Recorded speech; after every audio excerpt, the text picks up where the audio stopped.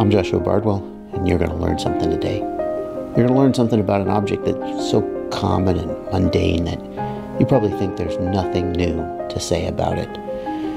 But somebody looked at that object and thought, I can make that better. And the object is Loctite. The stuff that holds your screws on. Yeah, that.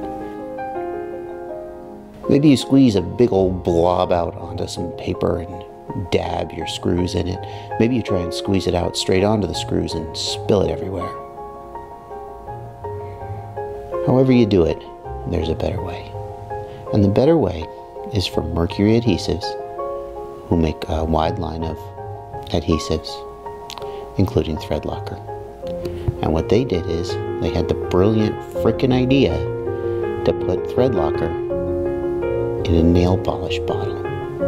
So there's a frickin' brush on the inside of the cap, so you can paint the Thread-Locker on the frickin' screw.